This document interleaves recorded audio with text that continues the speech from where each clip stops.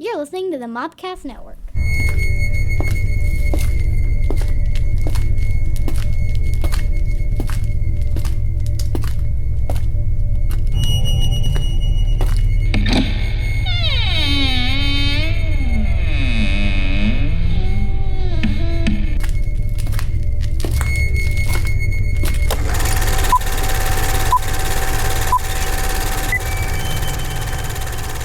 Welcome, my friends, to the Catacombs. We're the deep dive cult movie show that's with the Cult Movie Cantina. Yeah, I mean we're under it. We're under it. That's where they keep us. Yeah.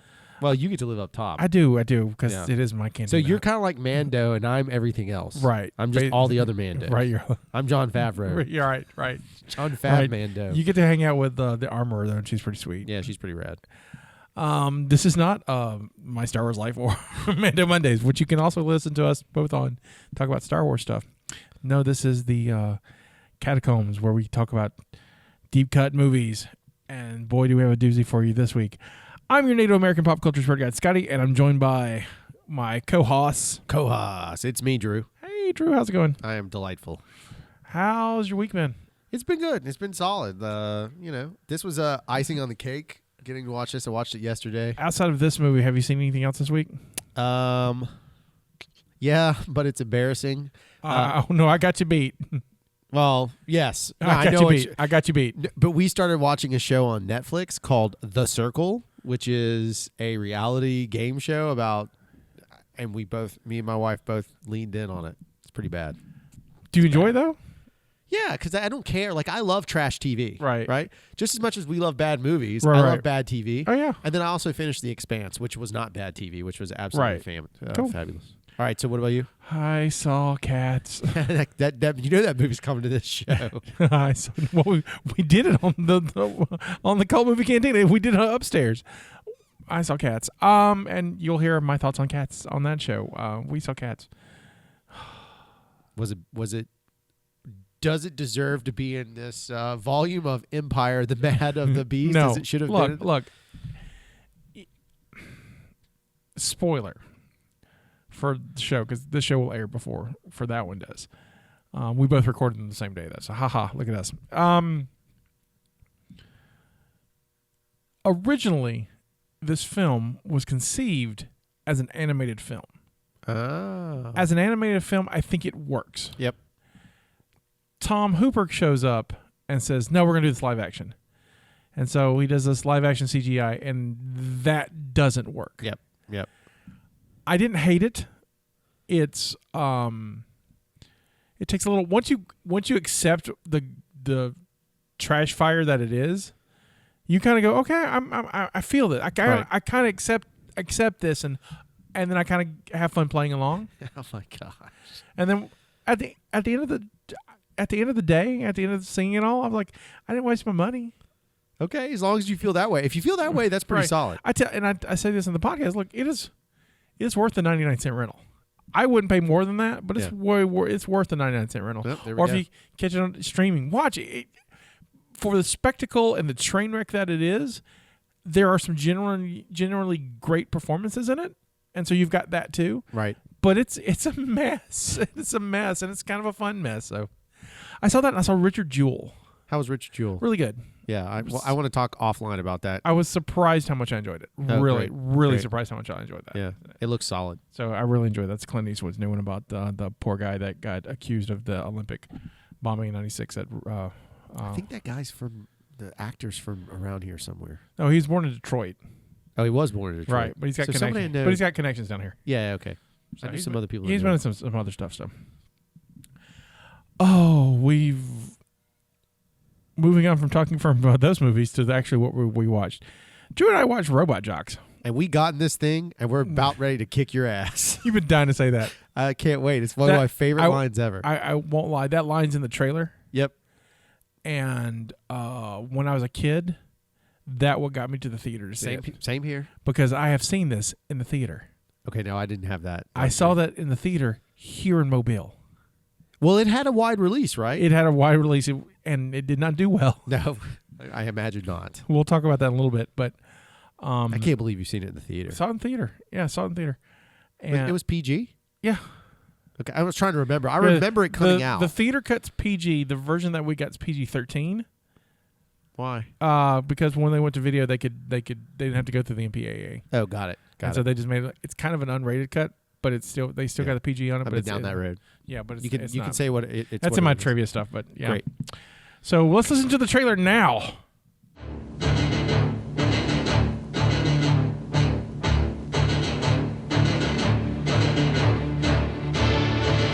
It's a new age of combat. Human beings, genetically engineered to be the best fighters in history. Two champions It isn't over until someone wins. at war with each other. Kill it! I have already killed you. Two invincible men. Let's finish it, Alexander, here now. The ultimate killing machines. I'm gonna get in this thing, and I'm gonna kick your...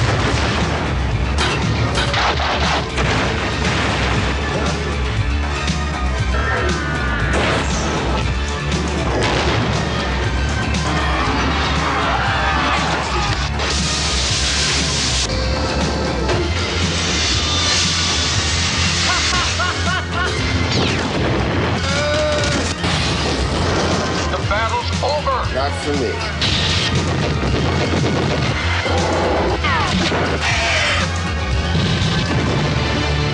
Robot Jocks.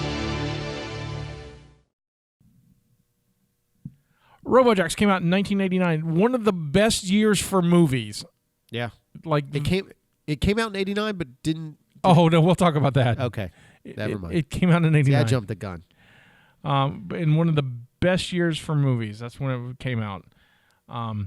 Most people did not see it until the following year, until 1990, for reasons. But its official release date is 1989. Directed by Stuart Gordon. Who's got some pedigree? Well, yeah. In our world, Right, he does. He does. He is most famous for making Reanimator, right? which is fantastic. He also did a movie I absolutely love that we'll probably do on this show called Dolls. Oh yeah, Dolls is crazy. Dolls is great. It's almost like a PG-13 fun horror film. It's really. He did Fortress. Which was funny because we just had a conversation about it, or Steph said it on the show. Right. Sometimes I forget if I'm in the room or not. And Steph talked. I love the movie Fortress Right. with Christopher Lambert. Yeah, I totally want to do that. we'll do that. We'll get her on that one too. That's great. He also wrote Honey, I Shrunk the Kids. Yep. And the series. Yeah, in the series. He directed some episodes in the series, but he created Honey, I Shrunk the Kids. Yep. Written by Joe Haldeman, who is a science fiction novelist. He is two of his novels, The Forever War and Forever Peace, have both won Hugo and Nebula Awards. Wow. His only screenwriting credits are this film, and he did I Newton from the 1985 version of The Twilight Zone, which is really good.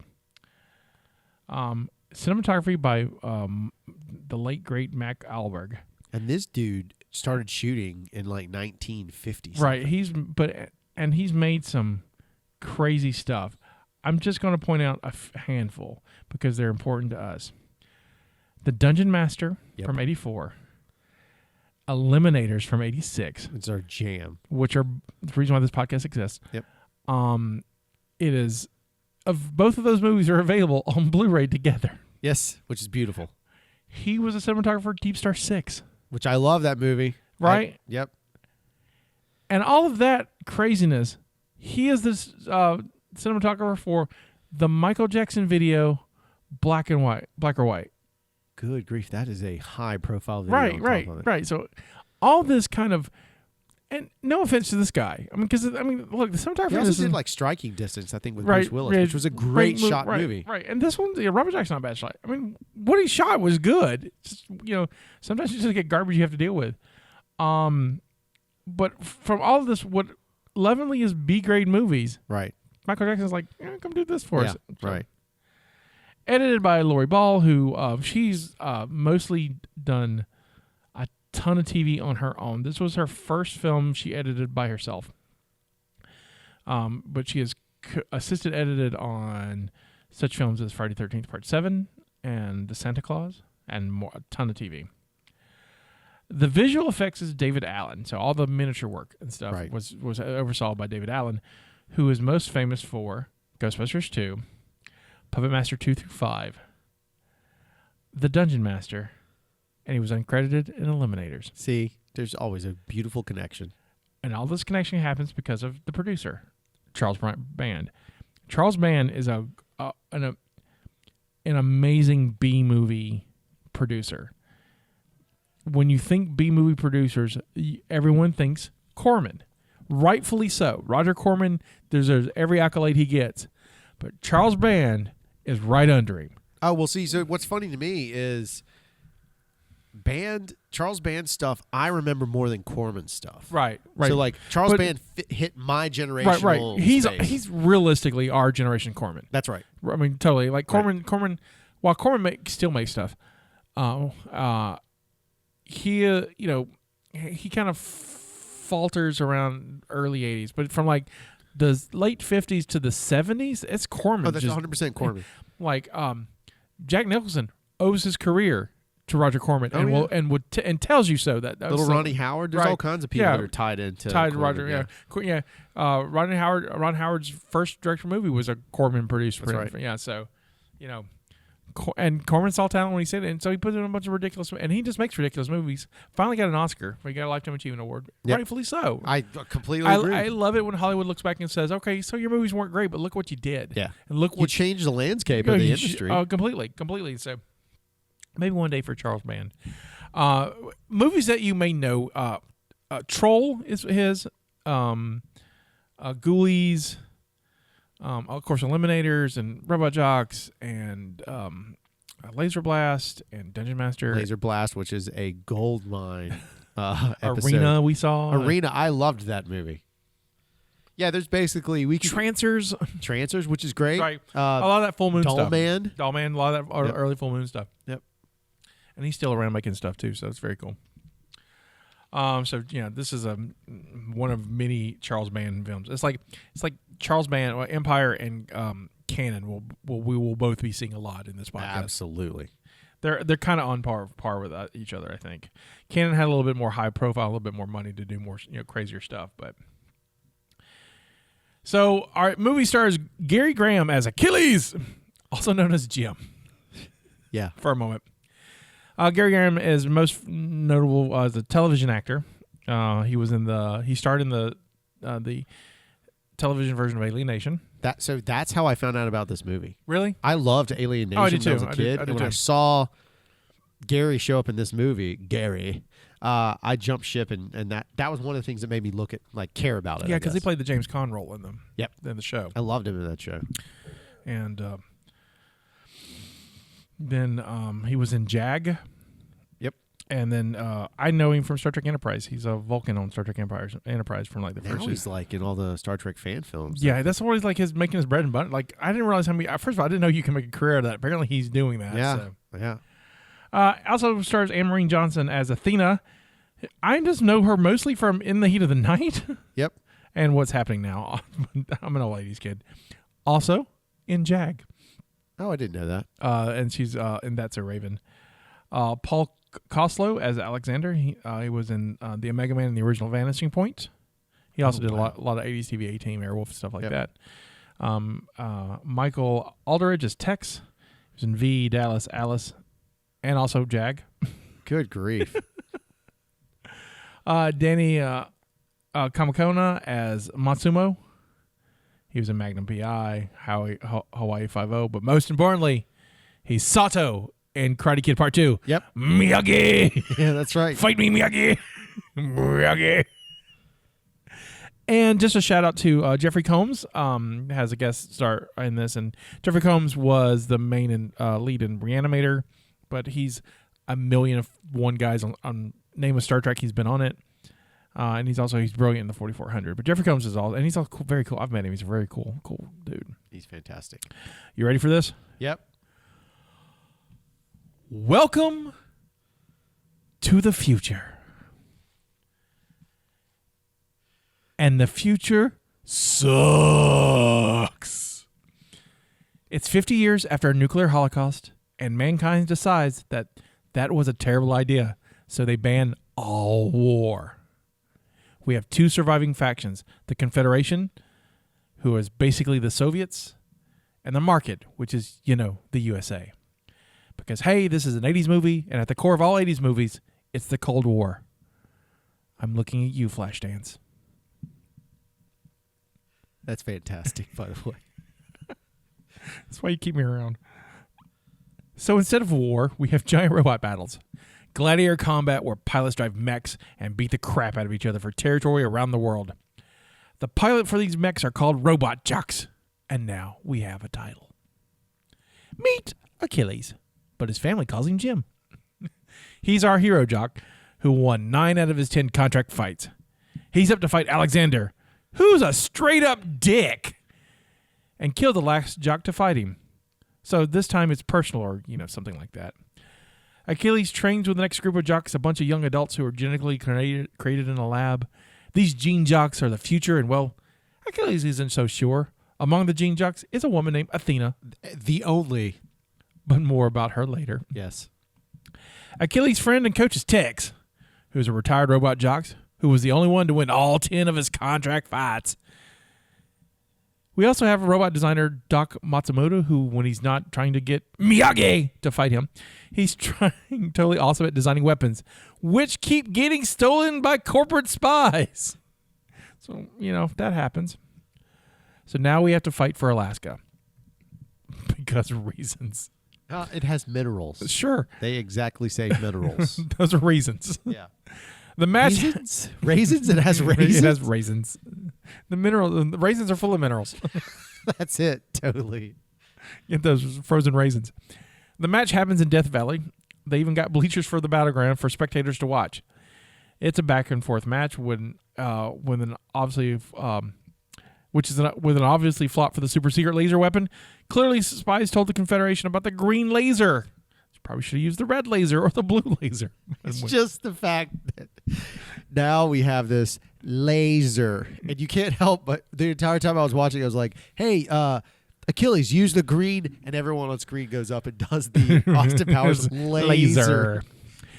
The game moves from ranged weapons to hand-to-hand combat, and Alexander launches a rocket fist at him, and the projectile, which is not a hand-to-hand weapon, goes right toward the crowd, which Achilles tries to block, but instead he is knocked down in his giant mech and crushes the bleachers, killing over 300 people. So my question when I watched this was, I wonder how much damage the fist would have done. like 100 people would have died. Yeah, He's like, I'm it's getting like, everybody. Don't worry about it. I got you guys. I got you. You've been fisted. Oh, there's so much fisting in this movie. Yes, especially to the audience. We'll get to that later. The match is declared a draw because the refs just straight up suck in this movie. They order a rematch, but Achilles is done. He's fought his 10 matches, so he's good. He leaves to go live with his brother and his family, but that's not going well because the people in the market call him a coward and a traitor, and, well, that's not good. The Gene Jocks now train to be the next warrior to fight Alexander. To weed them down, they basically have to go through this suicidal jungle gym that shakes, has heated bars, and other crazy trap. The idea is to get through a hole at the top of the ceiling. Athena makes it to the top, and she's declared the winner and the first female jock to fight. So Achilles finds out about that, and so comes back mostly because, he's totally into her, and the other part is she's a girl, and girls can't be robot jocks. I mean, it's straight up sexist. Like, right. It is 100% sexist. There's no way around it. We'll come back because I have questions. So he comes back, she gets all mad. Meanwhile, Matsumoto's new secret weapon is so secret that he's not telling anyone, even the engineers who put it in. They're not sure what it does. So I imagine they did it like a puzzle piece. All right, Bob, you put in this. Yep. Then you go home and use joke. the Nikola Tesla model. Right. You're just gonna, each engineer did one job. One job. Oh, you had one job, Ted. So Tex is mad about that, but Matsumoto questions him about the last match, the one in the million shot that saved the day. Turns out Tex is the spy, and he kills Matsumoto and tells everyone, "Whoa, look, I found a spy! It was that Japanese guy." And he happened to kill himself. Lucky us. By shooting himself in the front of his own head. Like, where's the corner in this whole thing? Who knows?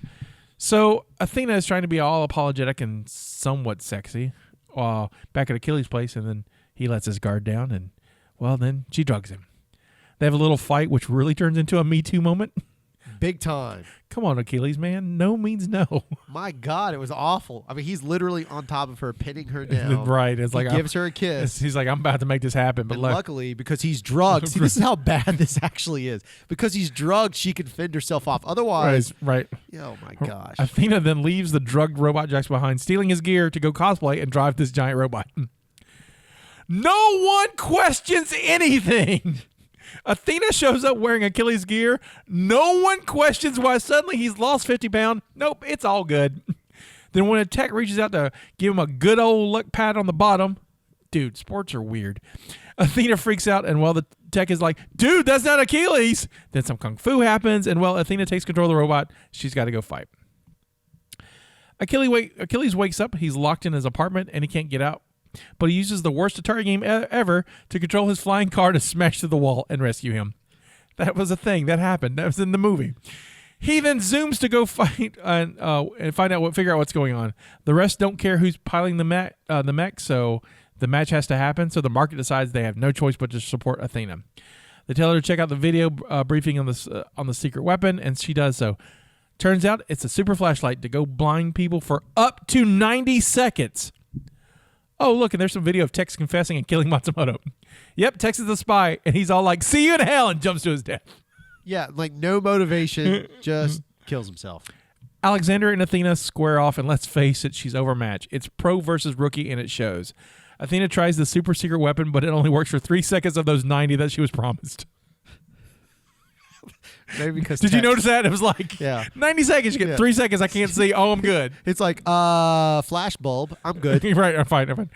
Alexander easily incapacitates her and uses his robot power fist to fist her over and over and over again. It happens. The match is declared. Auto fist. The match is declared to win for the Confederation, but Alexander is still smashing and he won't stop.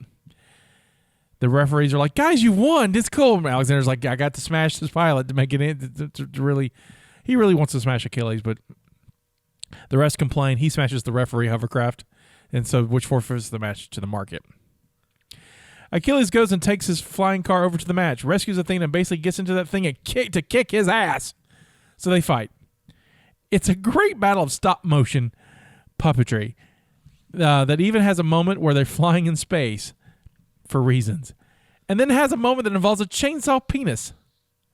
Yes, let that sink in there for a moment. Oh yeah, Chainsaw penis. Yes. In the end, both mechs are destroyed, and the pilots go hand to hand, where they realize they don't have to do this, and the world is saved by 2 thumbs up. The end. Quite literally, the final frame is 2 fists coming together, giving a thumbs up. A thumbs up. That's the end. Yeah. So that's it's one of the worst endings of any movie, certainly on this show. I say that this movie is not worse than Nemesis, but the ending is worse than the Nemesis ending, to me. Because the Nemesis ending at least left like a hook that something was going to happen. He reads the dumb letter in the rain, if you remember this. And this one, they quite literally hated each other the whole time, giving us such brilliant pieces of dialogue like, you're curdling my beer. You're curdling my beer. This is what Achilles says to, what's the bad guy's name again? Alexander. You're German by way of Russia. Yeah. And then Alexander or says, Russian by you're way of making Germany. my beer taste like blurred. Blood. Right. Blurred. I watched this with a friend, and she kept going, this is the worst Russian accent ever. And I'm like, well, it's the future. Yeah, it's mind-blowing. However, I personally found myself enjoying the crap out of it. It as bad of a movie as it was, and some really cringeworthy, like the Me Too thing was legitimately, it's cringeworthy. Like it is, my God, what were we allowing to transpire? And the sexism, again, not being part of woke culture, just generally just not good content. However, the flow of the story, I actually liked it. I just think it had crap production value. I enjoyed the way it kind of, I don't know. I guess as a kid, I was a big BattleTech fan. Do you? I don't think the production value was crap though. Look, the screens and stuff now, like it's pretty bad. But step back. Yeah. Look at the lens when it was shown. So I think all the stop motion work is brilliant. Oh, I love it. And clearly where all the money went to. Yeah. However, I do like costume design was neat. No, costume was great. I like and the production design wasn't bad. Right. It's just in spots it like my biggest complaint with the movie, because again, looking at it with the filmmaker's eye, it was shot anamorphic, which is super expensive, right, and harder. But it was just a little overexposed. Like, imagine how cool this movie would have looked if it would have had the palette of Blade Runner, like darker palette. Right. It would have been a much, much, much more interesting film. But instead, we got. I mean, everything was bright white and all that kind of crap. Sorry, I didn't get to do the box office mojo stuff on this. I'm doing that now. This is while we were talking. Now I can't wait till we get to that part. That's funny. I love this movie. Right? How can you not? It As is a 12-year-old boy, how old were you? So I saw it in 90. 12? I saw it in 90 when it released, so that would have 13? been 13. Yeah, so I was a 12-year-old boy when Right. I saw this movie. I love giant effing robots. Right. And there was nothing. See, I don't think people understand, but some people may not get this. They may be too young or didn't care. Right. There were not giant robot films. Right. Any of them. Right. And so There was only Transformers the cartoon at the time. right, which is a huge influence on this film. Massive, yeah. So Stuart Gordon got the idea by watching Transformers and like this would be a great movie. And so he set out to make it, sold the idea to Charles Band, who's like, I don't think we can get the money, figured out how to get the money, and got the money. I think, Right. which is doesn't, usually when they go, I don't think we're going to get the money, you don't get the money. Right. But he went back and got the money for him. Yeah, Like he did. He liked the idea, though. They shot it in Rome. Why in Rome? I don't That know. was weird to me. I don't know. Stuart Gordon and the writer got together because Stuart Gordon wanted to make a. I've got to get the writer's name again. Handle. Yeah, John Haldeman. Haldeman. Haldeman wrote this book called The Forever War, which, like again, it's a Hugo Nebula award-winning book, and that Gordon wanted to make a movie out of, and they couldn't do a movie out of it. They just the funding for that went through. Sure. And so he did a stage play version of it that Haldeman wrote and he produced. Interesting. Yeah, so there's a stage play of this out there. And that's how they met. And so he pitched him this idea about giant robots, and they were like, and so the Haldeman wrote this film that's more, because he's an associate professor, or he's a professor at MIT. Oh, right. Right. He's got pedigree. He's dialed in. Yeah, right. yeah, He's yeah. got pedigree. And so his science fiction is more science-based. Right. And so he wrote a science fiction film. And Gordon wanted a movie that was like Transformers, which is a Saturday morning cartoon. And he's like... Which Transformers is, if nostalgia Right. removed, the dumbest concept in the world. Right. It's for kids, and that's what this Right. essentially was Right. targeting. And so there was a miscommunication between both of them, and they butted heads on because he would write some stuff, and then Gordon would go back and rewrite some stuff and turn it into this Unreal. this Saturday. So all like the Gene Jock stuff and all this stuff, that's Haldeman trying to put in some kind of message, and he's like, no, giant robot fight. Yep. And they sold the concept of, so the opening fight between Alexander and Hercules, the guy that gets squished at the beginning, that's all concept.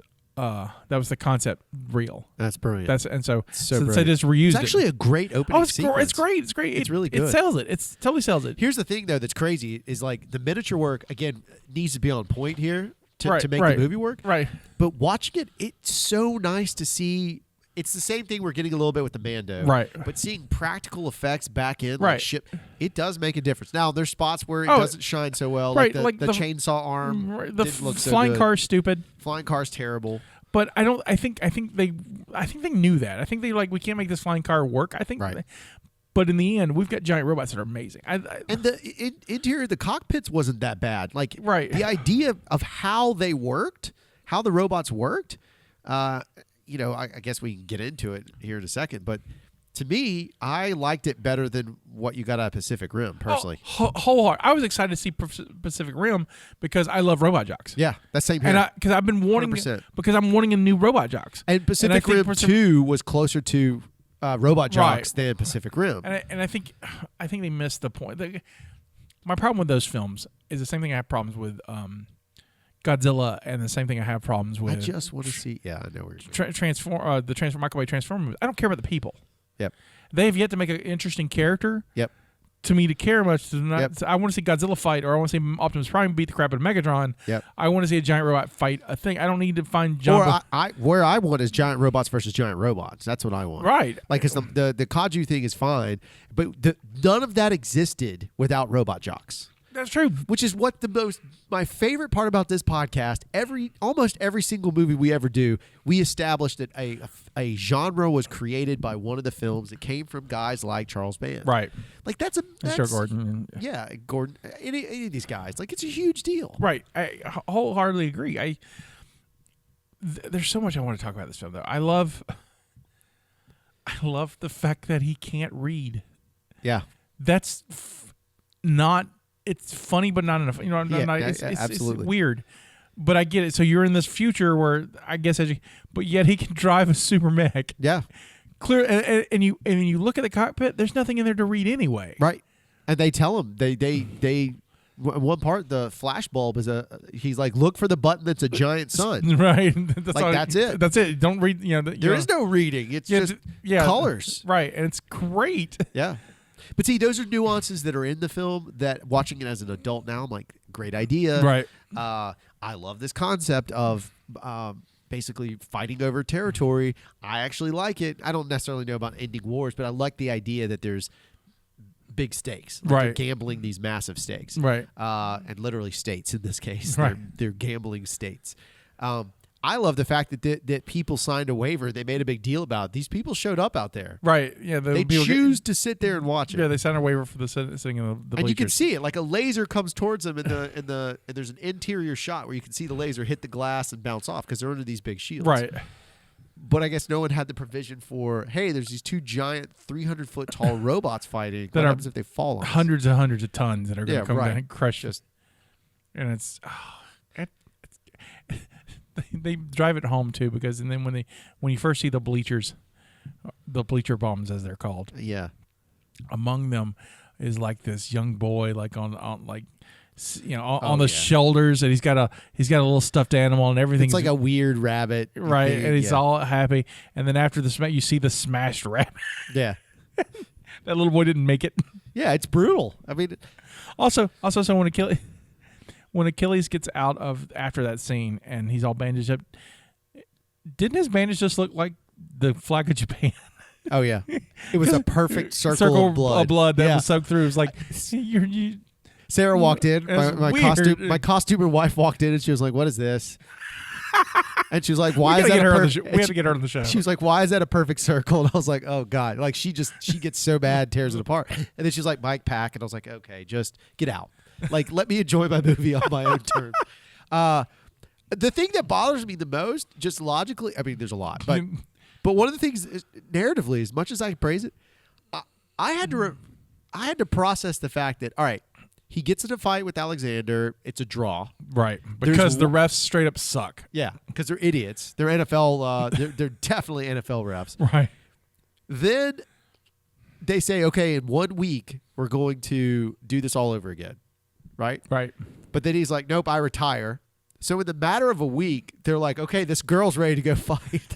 Like, how many days, what time is actually passing here?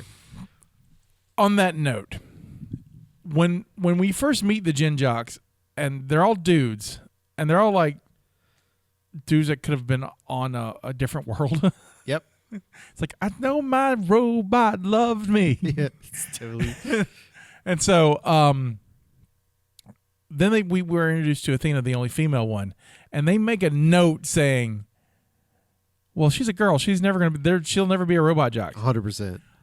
I have a question about that.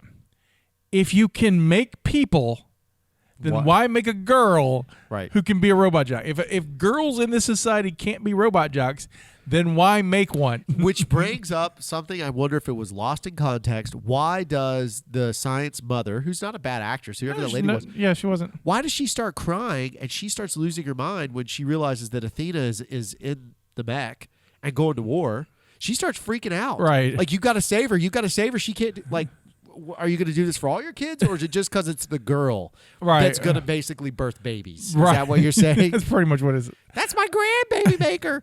Well, there's. I mean, that again, you may answer the question why there's a female Gen Jock, because if you modify her, make her, and then she could be breeding stock. Yeah, that makes sense now. Yeah. Because That's the only thing when, I thought when, it would be. When Achilles goes home after he retires, he goes to his brother's house, and his brother and his brother's wife, they have a lot of children, and she's pregnant again because she says that she's doing her part because the population is obviously down because of the nuclear war. So now you're making me wonder if maybe that's part of, and we don't get it, it's subtext, or we're giving it way too much credit, that maybe that's part of what draws him to go back, is not just to go save her and I'm a man and I'm doing this because women can't fight, but maybe because he realizes that her life is going to be this complete catastrophe scenario because they're going to breed her, basically. Right, they're going to. If she wins, she's a bred. She's part of this. She's going to be a bitch for breeding. Right, that's what it is. Yeah, I never thought about that. That is dark. That's dark. We've made a dark version of Robot Jocks. Well, Robot dark. Yeah.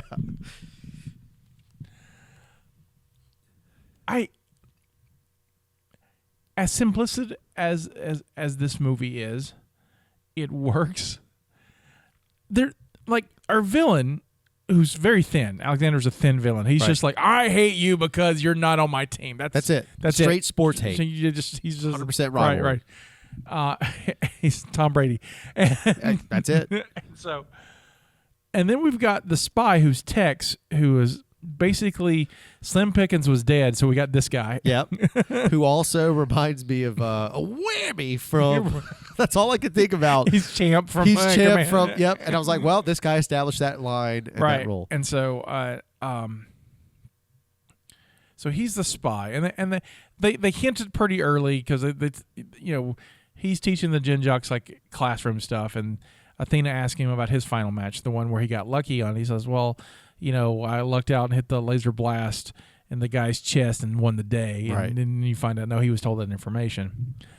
And but it's the explanation and the solving of that whole situation is really quick. And I'm like, okay, cool. Yeah. And I accept it. I don't need anything more. It's great. There's no beating around the bush. They just go right to it. Right, and which is. I miss that kind of direct. Today, that had been like 4 episodes of the series. Yeah, of course. Now, here's the thing, though. This movie on my soon-to-be patent pending, I'm going to rate this movie with food scale, is a very great cheeseburger. Okay. There's no crazy toppings. Right. It is literally meat, cheese, and bun. There might be ketchup, might be a little pickle, something, but it is very straightforward. There's nothing crazy about it. Right. And that's what makes it so good to me. Right. I'm not going to go like, I didn't pay a ton for it. You could, I'm just satisfied. At the end of this, I was satisfied aside from this thumbs up thing. But I don't mind this thumbs up thing. I just wanted a little pinch of context. That's all I needed afterwards. Now, here's the thing. The villain, our main villain, there are no consequences for him. That's true. He murdered a dude. He almost murdered he's pretty much responsible, or at least co-responsible, of the deaths of the 300 people in the bleachers. That's right. Right? Yep. So no consequences for him at all. Yeah, that's true. He gets we don't have to die together. Sweet. Thumbs up, Crash and Burn. Blurred. Also, Crash and Burn is the worst good luck. I know, it's terrible. And but does it break a leg? See, that's what I thought. I thought maybe it was break her leg. My friend, when I watched it with her, she was like, did they not understand what Crash and Burn is? And I'm like, it's kind of like break a leg, right? Yeah. That's what I took away from it. It's kind of like break a leg. It's. I like the fact that I did like the fact of the infrastructure around the entire, like somebody, and again, now knowing that this guy is not only MIT but a Hugo winner, right. You can see there's a lot. There's a pretty way underdeveloped, obviously, for the movie. Right. But he built a world before he wrote this. In his head, there's some kind of crazy world for us to play in. Which is cool because even in the movie's short, it's like 90 minutes. Yep. And like, I understand that world. I get it. I totally got it. I got it. So, it's we got nuclear war. Yep. It's not great. People are on the rebound. Absolutely. We got 2 factions fighting for. I got you. And it works.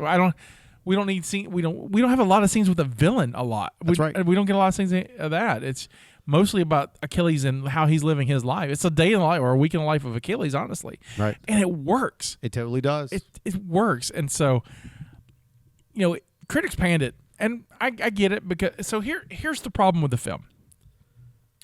The movie was conceptualized in 1984-85. Right. When Stuart Gordon sees Transformers. Right. And says, and Robotech and whatever else influenced him. He saw all these cartoons and was like, I want to make a movie. Well, movies take time. So this movie was actually shot in 87. Oh, crazy. And then it took about 2.5 years to do the special effects and stuff. Crazy. So the movie didn't release until 89-90. So it had a soft release in 89, which is why it's at an 89, and then the wide release when it's one of Empire Pictures' last films, and they pushed it out and then withdrew it, and then when the next company that came over, the Baltimore, they pushed it back out in November of 1990. Crazy. So that's why it has a wider release. In a November slot. November slot, which is crazy. They knew better. They knew exactly what they were getting. Yeah. So, well, it took a loss. Right. They took. I guarantee exactly. Well, their plan was to. Empire took all this stuff to take a loss on all this stuff so they could write it off, but the way it worked out, they didn't. That's what caused Empire crash. It's crazy. It's super crazy. So I'm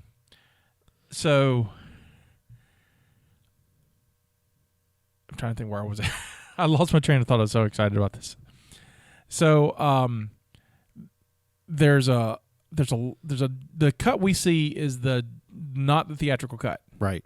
Because the MPAA cut a lot of stuff. They had to cut a lot of stuff to get a PG rating from a PG-13. Interesting. Yeah, and so things that they cut and that we got to see is like the quote unquote graphic scenes of the bleacher, the bleacher stuff. So you see the guy that's kind of all made up, like, and it's not very good, but the MPAA is like it's all arbitrary anyway. So it's totally it's all made up. Like. Whatever they feel like, and so I guess they felt like it was. So they cut that.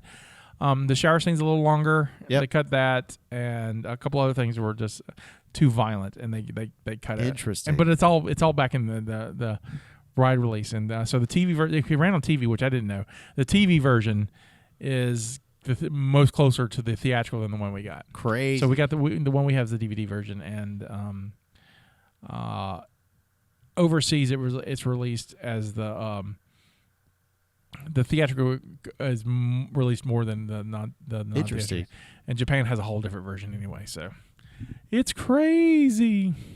But yeah, Curtis panned it. I mean, just totally panned it because, I mean, by the time they got it, the Cold War was ending. Yeah. So they had their full of Cold War movies. So they just strike against that. Right. And the special effects I think would have been awesome if this movie released in '86. Yep. I totally agree. I think this movie, if they could have got it together, had a little bit more money for it, and could do a wider release in '86, 100% agree. We would talk this on a different kind of level. Yep. But the way it happened, it actually probably would have been much more forgotten, to be honest with you. And so, because it would have been in the middle of the road, right? It wasn't quite there yet. So I agree. Yeah. And so I think we still would. I think we would still be talking about it on it.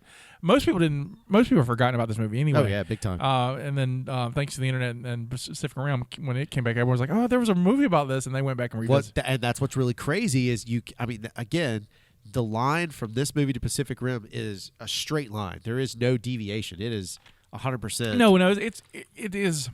They even say handshake in this, right? Like when he connects to the robot, they even say we're passing off the handshake type thing. I'm not going to say it's ripped off, but it's awfully close. And it's big time. And what they did was, instead of having robots fight robots, because that's a movie, we put kaiju in it. So it was robot versus monster, and then we can. It's not that we ripped it off. It's like we had similar ideas. Yep.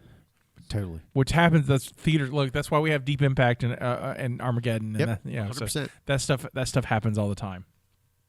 It just usually doesn't happen with movies like 25 years apart. Yeah. I mean, we're in the 30th anniversary of this movie. God, that's crazy. Right, or past, or 31st actually. Yeah. Or depending on when you watch the release, I suppose. It's such a just weird. I love it though. It's a little tricky to find. So if you can't get out there and find it, you can usually get it pretty cheap. But it is tricky. It's cheap. Yeah, it's cheap, and if you're it's definitely worth watching, especially if you're. You know what? I would say this: if you're a sci-fi fan, like not for just schlock, you liked science fiction, you love sci-fi, you're sci-fi log reader, star log reader. I would actually just say it's worth watching just for that. So the problem with the film, Stuart Gordon pinpointed it out. And in an interview, he said the problem was that Joe Haldeman was writing a movie for adults that children can enjoy, but he was directing a movie that children could enjoy, for children that adults could enjoy, and I totally see that. Yep. I totally It see makes that. sense. Because as a kid, I loved it. Yep. As an adult, I like it. I think I like it mainly because I loved it as a kid, and it's got sometimes those nostalgia movies don't click. Yeah, This that's one- true. That's this one- totally true. This one totally does. Yeah, it did. This has That's why I'm saying it's a cheeseburger. Yeah, for me. you're right. It's a sweet spot on them. You want some alternate castings? Oh yeah. Stuart Gordon almost cast Jean-Claude Van Damme in the lead role of Achilles. Can you even imagine? Oh, that would have been awesome. Gary Graham's great. I love his Achilles. I like his Achilles because he is literally the everyman. Yeah. And he's super vulnerable. He's not broad. He's not a big dude. He's not muscular. No. Nothing. And so Just normal guy. he's the Joe Schmo who got lucky and got this gig, and he's good at this gig. Right. And probably not good at anything else. Right. Case in point, he can't read. Right. And so they gave him. It's an interesting flaw to give him. Yeah. And it's not like an Oscar I can't even read nominated for best supporting actor. So it's right. It's not a Tropic Thunder moment. Right. Yeah. It's not. But it's mentioned twice actually. Yeah. And once as a point, and then a second to like, I don't know. I think it's 3 times. I think Alexander mentions it to him, but at the end, but like when he's going to quit, they're like, "You can't even read your contract." Yeah. It's true. He can't even read his contract. But He someone also can- orders his drinks with colors because he can't read. Right, the bottles right, and right. stuff. Though when he gets drunk, he goes down the alphabet with the guy, but he gets the guy to help him with the alphabet, which is Yep. great. It's a great note. That's a great note. I love it. It's such a cool. I would love to sit down with either Stuart Gordon or Gary Graham and like really just discuss this film. Oh, 100%. I would love just to pick their brain about 100%. If they show up at a con, we Con, should try to make love, that happen. I'd love to do that. Vanessa Williams originally auditioned for Athena. Now that would have been because she is one of the most beautiful women on earth to me. Back then too. Oh, Ooh. smoking it. That would have been incredible. Because that was post the. I know why she didn't get hired easily. It was just the post Playboy thing, and so she was. No one touched her for a minute, and then she started acting. Someone gave her that one chance, and she blew up. I mean, sure. Go Vanessa. Oh wow. So on the budget of this film, there's a bunch of numbers. I have 2 for you. Stuart Gordon says the movie cost about $6.5 million to make. I disagree. I think it's more than that. And then the budget I have officially is $10 million. I think maybe even a few over that. Not million, but a little bit over. Here's my thought on that though. It is $6.5 million in $80. So that went further. Yeah. So it's a double rate. It's $13 million. Right. I'm just saying, like, stop motion. Having talked to somebody that did a lot, it's so expensive. It is, but like I mean, but this is also done by Empire, who did a lot of their works. That's stop, true. stop Overseas. motion. It's a lot of that overseas. But this is a B movie company that made it. Yeah. They don't have that kind of money to do that. Yeah. So I think they knew how to. That's why David Allen's in it. Worked on it because he's done all this other stop motion for them. So it's like I know how to make this correctly and cheaply. You know, we have a friend who does special effects, practical special effects, and he's great at it. But he knows what he's doing. So and he knows how to do it cheap. Right. And so that's what's great. So no, I'm with you. Like if I'm really wanting to work on something, I'm calling John up, and because John knows. Yeah. Yeah. And so, you need to make a brain? Well, I got some cauliflower and some bam, we make a brain. And just like, all right. And it looks great. So, guess the opening weekend. I can't even. It's got to be abysmal. Is it even up? Is it up to $1 million? Does it even make $1 million? It does not make $1 million. Yeah, I didn't think so. There's no way. $464,000. Oh my God, half of it. That's a huge bomb. It is a huge bomb, but it wasn't that many theaters. That's the first release? Yeah, the first release. Okay. It actually had a better. That was opening weekend. It was one of those movies that I'll tell you straight. Where do you think it ended up first? Opening weekend. Where do you think it ended up? Oh, it's probably 5th slot in November. November. Yeah, definitely fourth or 5th. I'll go with 4th. Are you ready for this? Oh no. 17th. Oh my goodness gracious. The top 3. Can you give me the top 3? 89. Yeah, 89. Batman. It's got to be in there somewhere. I know it was a summer movie, but did it run that long? Batman is not in the top 20. Batman's not in the top 20? Not by November, no. Oh, got it. Because by then it was already coming in. See, it came out on video. It was coming out on video by Christmas. Yeah, you're right. So, yeah. I don't know. 89 is tough for me. I just me with the memories. 90. 90. 90. Excuse, remember, this is the second. This is the official. Oh, the second release. Sorry. Okay, 90, so 90. 90. That's my fact. I told you 89 because the movie come out. It's because of the release. Right, because of secondary scheduling. Yeah. I don't know. 90's a blur for me. There's a lot of content. I know I'm gonna be like, oh. You ready? Yep. Number 1. The number 1 grossing Christmas movie of all time. Home Alone. Home Of Alone. course. That makes sense. Number 2, 3 Men and a Little Lady. Oh, yeah. These are all great movies. You're right. Number 3, Dances with Wolves.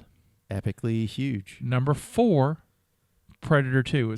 Predator 2 is the opening weekend, by the way. Predator 2. Came out 4th. Which I love, by the way. I do too. Predator 2 came out 4th to Home Alone. No one's going to be the Home Alone juggernaut. But 3 Men and a Little Lady's opening weekend was that weekend too. Good grief. Rocky 5 is number 5. Of course. I'm going to do all 17 because I think it's funny. Rocky, The Rescuers Down Under is number 6, the release of that. Yep. No, the Down Under is the new one. It's a sequel. Number 7 is Ghost. Wow. Number 8 is Child's Play 2. Number 9 is Memphis Belle. Number Child's 10, Play 2 did better than Memphis Belle, which Memphis Belle is a superior film. But Child's Play 2 was also in its 4th week. Wow, good for it. Memphis Belle was in its 14th week. Okay, never mind. Good God, then it's holding strong. And so, let's see, Avalon, then White Palace, Sibling Rivalry, Jacob's Ladder, Reversal of Fortune, Quickly Down Under, The Nutcracker Prince, Robot Jocks. It beat Mr. and Mrs. Bridge and then Hidden Agenda. Good grief. That's your top 20 right there. Yeah, that's crazy. For the year, for 90. It's not even in the top 100. No, it's not. It might even not even be in top 1,000. I want to see what the year is. No, I can pull it up. Home Alone's number 1. It has to be. To be. Because it ran in theaters for like some ungodly amount of time. Right. I will say this: Robot Jocks did better on its second week. That's interesting. Yeah, it came up, went from 17 to 13. So, and it made another $500,000. Okay, so total. So I honestly, it's a word of mouth movie. I think if this movie was similarly made, Yeah. with a comparable budget, and instead of released on theaters and like streaming and it's a movie that people. Did you see the Robot Jocks movie? Yeah, right. And I think it would have done better. I mean, but none of that stuff existed. I mean, Home Alone was number 1 for that. Misery came out, and then Misery was good. Yeah, you're right. That year, So that's craziness. I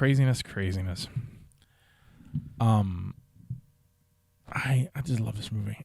So I kind of have a fantasy of one day if we ever like the remake scenario. Yeah, I was about to ask about that.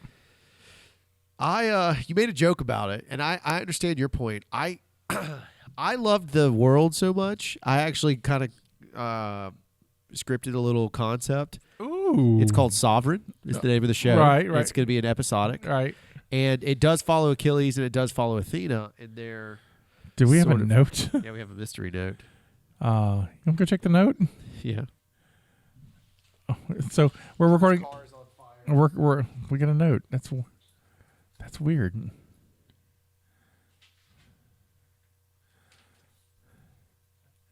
Did we get our eviction notice?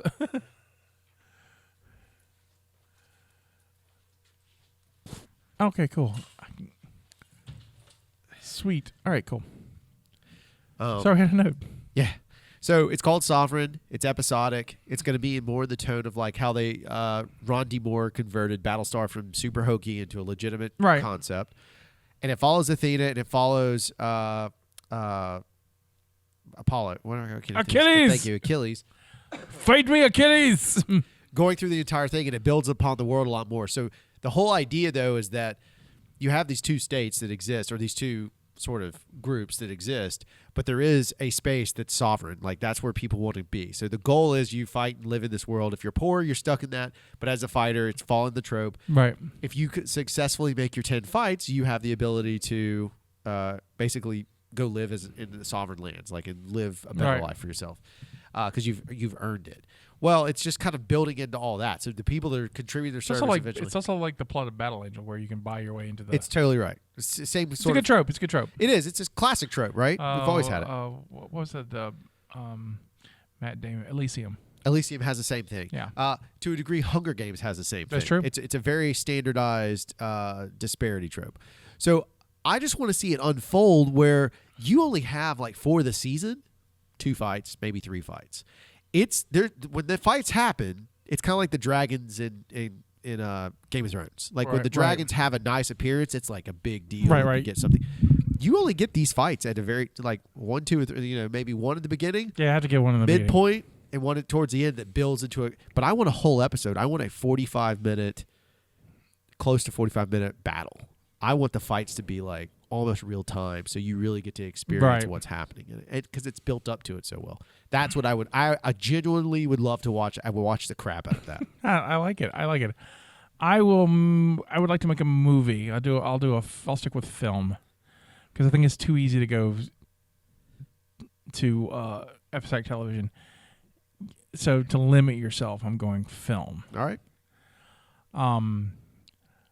I like the story of Achilles. I like him being the everyday man, so we follow that. I would have put more fights in this, but they didn't have the budget for that. Right. We need to see this rivalry between Alex. It should be a rivalry. It should be. So what you're saying though is you're making it more of a sports movie. Right. It's a sports movie. You're making the Rudy of right. robot jocks. Of course. Movies. You know, Achilles. Yeah, that's exactly it. John Favreau's in the crowd. Yeah, he'd totally do that too. I think. I bet you could get him into it. I totally could get him into it. So yeah, I would make a. Oh no! Sorry, not Rudy. This movie needs to be Any Given Sunday. Oh, I'd buy that all day. Right, Any Given Sunday with robots. So I'd buy it. You're focusing on the quarterback. Yeah, the quarterback. Yeah, So you're love it. Right. Yeah, love it. Great idea. Because you've got Texas, your coach, your grizzled coach who doesn't fit, and maybe he's sailing secrets, maybe he's not. But Any Given Sunday. Yeah, that's great. Yeah, good. Yeah, call. there we go. There. I'm gonna watch that. Yeah, see, I do too. That's what I'm saying. Why not? You're building upon this concept of alternate sports. Why can't we have that? I think it would be fascinating to watch. And I'm not a huge sports ball guy. I love football. I like college football. But I still I appreciate competition, right? I think it'd be a killer idea. Oh, I think so too. I love it. I've not played it yet, but I'm wondering if there's anything from the game Titanfall. I think it's called Titanfall. Yeah. If there's any kind of robot jocks homage. It should be because it's very close, right? It is. It's extremely close. There's a lot to it. Oh, yeah. I like that. Sports ball. Oh. Because there's not really you're right, there's not really alternate sports ball. Let's see, we got. I mean, you get Quidditch, and look how popular Quidditch is. Right. Let's see, you've got Solar Babies. Yep. Rollerball. There's 2 versions of Rollerball. Right. The original's way more violent than the remake. Yeah. The remake's kind of goofy. It's stupid. Are we including the racing movies? Well, I mean, you've got Death Race, like and Death all that Race, stuff. which are apocalyptic kind of. Yeah, but the sports in it is like your. I guess. I mean, racing's a sport. It is. You're fair enough. Unless we're going to be like Death Chess, the movie. Yeah. Death Chess 3000. Well, yeah, there you go. Death Chess 3000. He's got to have the future. The future's got. Death Chess is just a horror film. 3000. Well, it should have been Death Chess 2020. Death Chess 2020. Let's see. I think that's it, right? Yeah, there's not many. If you can think of any more future sports movies, please throw them out there. Throw them out there. I'd like to, because I want to say there may be a couple others. And there's some movies that have sports in them. Like I love the version of football in Starship Troopers. Oh yeah, it's great. I love Starship Troopers. Yeah, that's a great movie too. it's highly underrated film. It's so good. I saw the movie 4 times in the theater. Oh, I did too. I loved it. I own it. And then I even went through all the way through. I've seen all the content for it and watched the cartoon. Oh, really? I love the cartoon. Oh, Animated cool. series is phenomenal. Do they keep doing the web jokes like the? Yeah, but it just yes. Would you like to see more? Yes, I would love to see more. And it goes down the canon. Their canon is really dense. Sweet. It's a pretty broad world. They did a fantastic job fleshing that world out. That's cool. Yeah, it's fun. Starship Troopers is so good. I'm trying to think other not even just football, just space movies with sports in them. Because then we kind of see in episode 2, there's because they're in a sports bar. Yep. And when they go looking for the assassin. Yep. Zam Wessel. Yeah. And the bounty hunter. And there's robot football in the background and some boxing and some other stuff. I guess the boxing is supposed to be shock boxing, but I don't know if that's. They have and then of course Battlestar has whatever that ball. I've only seen I saw the pilot and I really loved the pilot. There's a whole sequence, no spoilers on the character name because it's important later on, but there's a whole sequence where this guy is a famous sports ball player. Right. And he lives through the catastrophe that happens to whatever the primary planet is. I forgot by now, but Athena or something. Is it Caprica? Caprica. That's Caprica, yeah. Because I had a series on it. That's the only reason I know. Which was terrible. Which is the only reason I know about it. It must have been Caprica. But he's a sports ball guy. And so that game exists in it's cool. It's an interesting idea. Cool. I'm trying to Deep Space Nine Star Trek has its own we never got to see it, like Parsisi Squares. Oh yeah. We didn't see it. Then they had DS9 had Spring Ball, which we did see, which is kind of like super fancy racquetball. Yeah. And then there was some kind of laser, like phaser tag thing that they played a lot. But there's no one more. Oh yeah. Jason X has the laser tag game. Yeah, laser tag game. Yeah. Yeah. Sports. So that was Robot. Anything else you want to mention? I love it. I can't say bad things about it. I mean, is it perfect? No, but it's fun, and I think that's what we're missing. A lot of times people just go looking in movies and if it's not perfect, they just hate it. And but did you have fun? That's right. And this is a fun movie. I highly recommend it. I do too. I think it's absolutely worth watching. And like I said, I truly believe it is the cheeseburger of movies. Not because it's cheesy, because you've had it a million times in your life, right? And it's this comforting. one it's comforting. It is. I walked away feeling pretty good about myself. I did too. I didn't and not like it. We did in all these movies. I mean, Judgment Night. Our last one was. I mean, it's fine, but it's at the end of the day, it was like. It was a little hefty. It was a heavier meal than I expected. Right. And I was like, it's okay. But did I enjoy it? I don't know if I really enjoyed it because the problem with Judgment Night is that it's a wrong take on better films. That's right. This is great. It's the only one that existed, and if it's you think about right. it. And then it's the grandfather of Pacific Rim. I don't know how you feel about Pacific Rim. I love think, it. I love it for what it is. I actually like the second one way more than the first one. I didn't see the second one. I love saw Pacific the first Rim one. Was too. I was just disappointed by the first one. Oh, it was God, okay. It was so just good. I think I was Del Toro was expecting more. It's whatever. 2 is worth watching because John Boyega is fantastic. Cool. And it's a lot more batshit crazy. Cool. In a good way. Right. 1 was way convoluted. Charlie Hunnam always walks the same, and Idris Elba gives a great speech, but John Boyega is way better. Cool. It's worth watching. Well, that's awesome. Well, then go out and see Robot Jox in Pacific Rim 2. Do you know what we're going to do next? I have no idea yet. I have no idea. It's your pick. I know, but I've got to process what I need to throw in the mix. I still keep going back and forth on American Ninja because I'd like to bring it back in. Yeah, that's fine. But I'm not 100% yet. Okay, so we'll let you know. You'll find out when we do what we do next. This is Scotty saying this is our contribution to the multiverse. Go out and make yours. Go Haas out. Crash and burn.